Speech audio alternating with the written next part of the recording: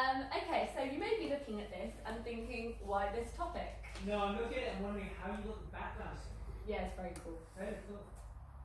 So the reason why this topic is because even though 49% of women hates the idea of hair removal, it's still a massive business making masses of profit, with the average woman spending £23,000 on waxing, and for women who choose to shave, £6,500 on shaving throughout her life. And fun fact, women who shave will spend 8 weeks of her life managing unwanted hair. So thinking about men, the average British man will actually spend 55 days shaving. So this is quite a significant time of our lives actually that we're spending getting rid of body hair. So for me, I started with basics as Neda told us we should, and I went with, what is hair removal? Follow the definition of what is ice cream. Yes, this is following on from the definition of what is ice cream. So hair removal is the deliberate removal of body hair. That is what I'll be focusing on this talk.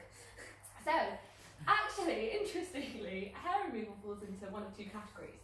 So epilation is when the hair is cut kind of flush with the skin, but the root of the hair remains intact. So shaving, for example, or the use of hair removal creams are forms of epilation, while depilation is when the hair and the root are pulled. So waxing, threading, sugaring, and laser, which is when the skin is destroyed using light energy, and electrolysis is when hair is destroyed by an electronic current to the root. So the earliest evidence of hair removal. So it's actually been around since the Stone Age. And okay. Can't say Stone Age. We need to be more precise than Stone Age. Okay, 10,000 BC. And there are ancient paintings which show cavemen using two seashells as tweezers. So as far back as 30,000 BC, flint was used as a shaving device. And the theories are that it was actually used to get rid of, and there's also like depictions or paintings where there are cavemen who don't have any hair. So theories about why the men are bald whilst the women have braided hair is that they think shaving a hair was a way of avoiding the growth of parasites like lice and mites. It was also used for survival. So in fights, cavemen would grab each other's hair as a means of hurting someone, like the other person. So it meant that the opponent didn't have anything to grab onto, basically. So there we go, hair removal, a way of surviving. Sorry, I think I've lost. So moving to ancient Egypt. So for ancient Egyptians, hair removal was an indicator of class. So having body hair was seen as being uncivilized. So the upper classes would use tweezers from seashells, beeswax, and a sugaring method, which is still around today, and basically consists of putting sugar and lemon on the skin and rubbing it, and then the skin would come off. The hair would come off. They also had razors made of bronze and flint, and they'd remove hair from all over the body except for the eyebrows. And actually, sugaring is something that we're still using today, so it's passed the test of time. And Cleopatra was a key influencer in this time, and she would encourage the women to remove hair all over the body except for the eyebrows. So threading was actually born in Persia 5,000 years ago, and it was called Bandu Abru, which translates to thread and eyebrow. The method is spread across it's international now. It's in India, Saudi Arabia, Pakistan, China, and in the US and the UK as well. And the way it basically works for people who do not have threading in the cloth is intertwining a thread through the fingers and then rapidly rubbing the thread against the skin, pulling and tugging on unwanted hair. So traditionally it was used on eyebrows, so they would use it in order to manage the eyebrows, basically. And it was used as particularly around wedding days, special occasions, to symbolise that a young woman has reached adulthood. So Europeans, so Queen Elizabeth actually formulated the norm for European women during her reign around the 1500s.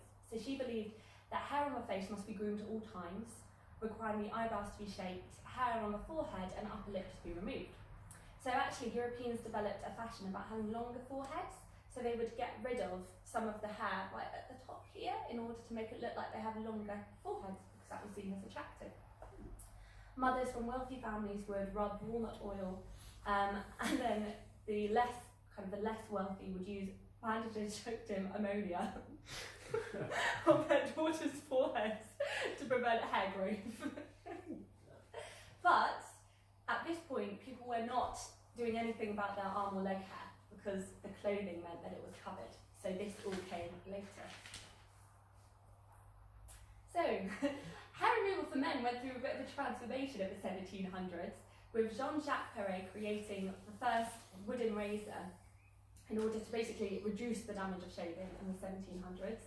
Then a hair removal cream was created by Dr. Gourad in 1844, and they designed these creams that would chemically dissolve the hair. And Nair and Beat continue to use these now. But at this time, so the 1760s, was only these hair removal mechanisms, if you like, were only popular for men. So women were not purchasing the same amount of products that could be used for hair removal. And then Gillet basically started a bit of a revolution, really, creating the first modern day razor for men in 1880, which meant that men could be regularly shaving, and this led to the creation of the first female razor in 1915. So, in 1915, the first women's razor was created, and this was around the same time as what became known as the Great Underarm Campaign. I did not know it was a thing until now. So Harper's Bazaar actually started this campaign through there was one particular slogan, which was this idea of basically this amazing new razor called Melody Décolleté promised to remove the humiliating growth of hair on face, neck and arms, and it referred to shaving as a refinement that has become a modern necessity.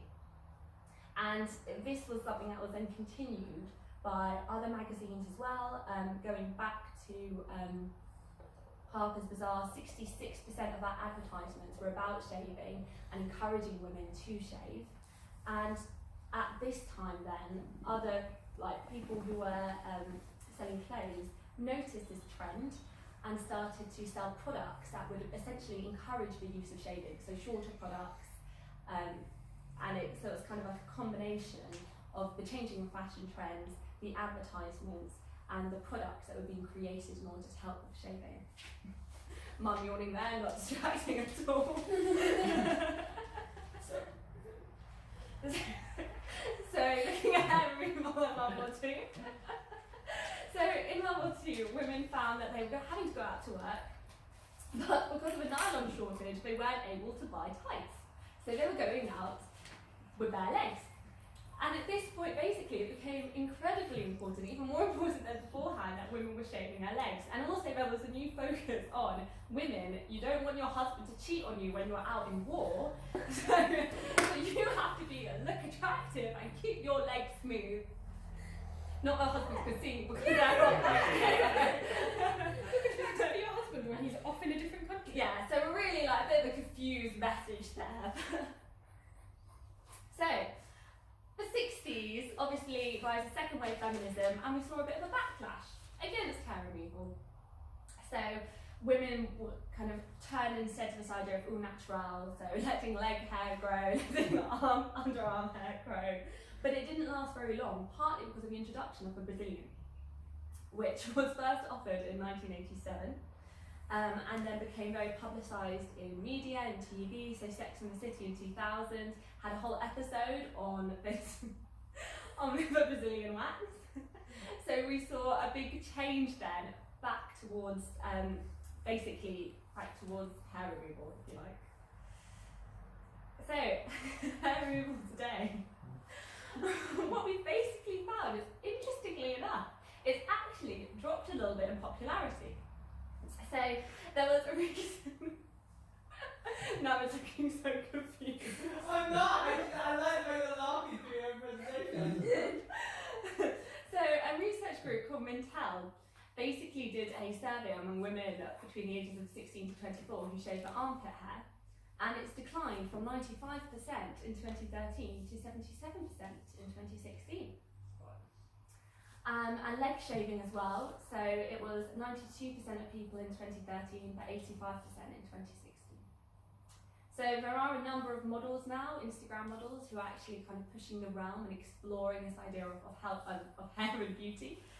So that is Lola Kirk, who, according to the articles I read, is quite an influential person in this fight against hair removal. So the journey of hair removal. So thinking about how it started as a means of basically survival for cavemen, to a way of depicting class and discerning who is a higher and who is a lower class, to becoming mainstream largely as a product of advertisement marketing. But the question is, where are we going to go next? And that is the unanswered question. I'd welcome any thoughts on this topic of discussion. Yeah.